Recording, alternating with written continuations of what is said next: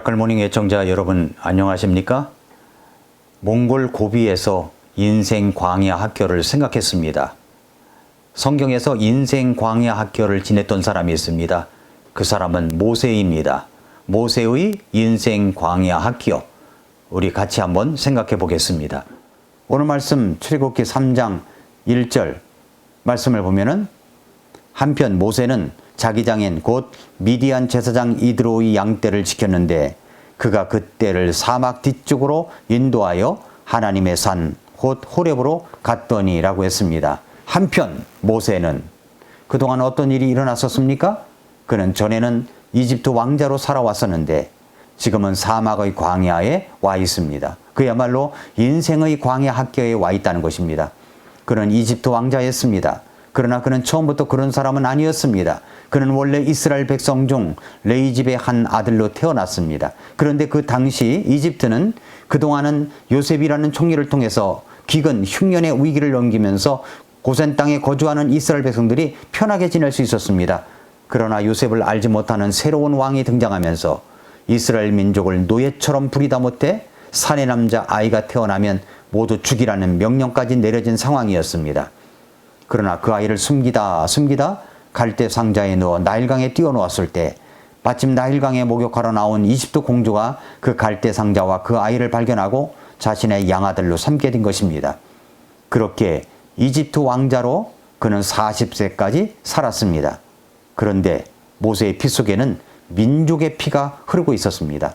갓난아이였을 때부터 서너 살까지 들었던 엄마의 몰입 하나님의 말씀 양육을 통해 그의 머릿속에는 이스라엘을 위하여 자신이 무엇인가를 해야 한다는 생각이 있었습니다.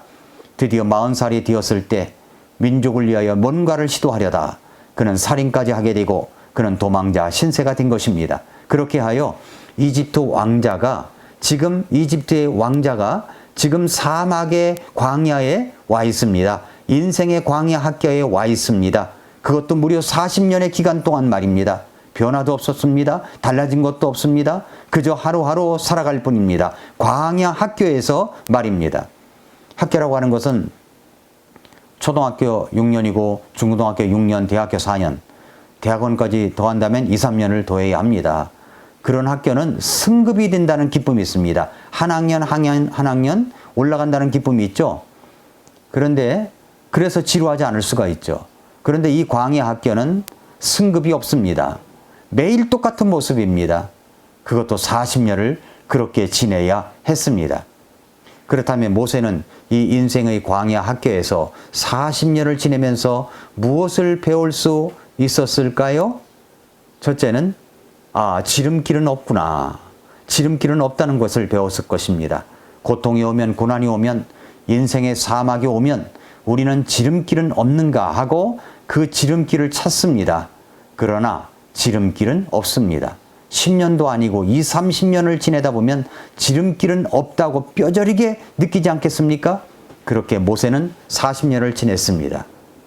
우리 인생 속에서 사막이라고 하는 광야가 펼쳐질 때 우리도 마찬가지입니다. 지름길은 없다는 것을 알아야 합니다. 몸부림치지 말고 그저 견뎌야 할 때가 있습니다. 또 두 번째 교훈은 뭐냐면 이름 없이 빛도 없이 무명으로 살겠다는 내려놓음이 있어야 합니다. 광야는 세상에 알아주지 않는 이름 없는 장소입니다. 모세는 청년기와 장년기에는 이집트의 왕자로 살았습니다. 유명인사였습니다. 그러나 지금은 아무도 알아주지 않는 사람입니다. 뭐라고 했어요? 출애굽기 3장 1절에 이제 모세는 자기 장인 곧 미디안의 제사장 이드로의 양떼를 지키더라. 자기 양도 아닙니다. 장인의 양입니다. 그저 이런 것뿐입니다. 그는 무명인으로서 내려놓음이라는 주제로 40년을 산 것입니다. 우리 인생에서 광야가 찾아오는 것은 어쩌면 저와 여러분에게 내려놓음이라는 숙제를 하라고 하시는 것일 수가 있습니다. 세 번째 교훈이 있습니다. 사막에 있을 때는 사막의 전공자가 되어야 합니다.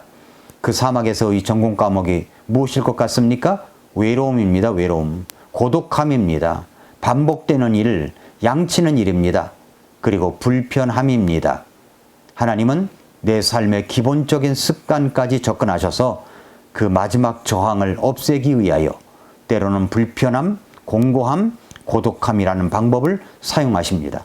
왜 그렇게 하실까요? 우리 속에 있는 불순물을 제거하고 우리 속에 있는 금을 정련하시기 위해서입니다.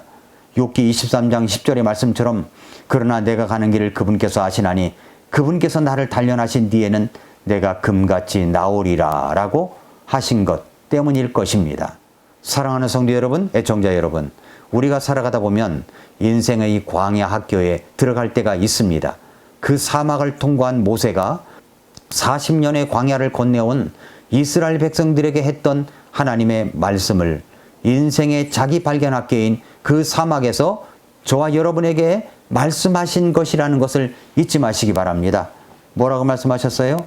그분께서 그를 사막 땅에서와 피폐함이 부르짖는 광야에서 찾아내시고 그를 인도하시며 가르치시고 자신의 눈동자같이 지키셨도다.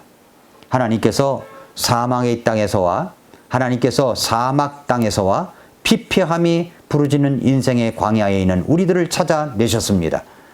그리고 구원받게 해주셨습니다. 그리고 우리를 인도하십니다. 가르쳐 주십니다. 그 하나님께서 우리를 자신의 눈동자같이 지키십니다. 오늘도 미라클 모닝입니다.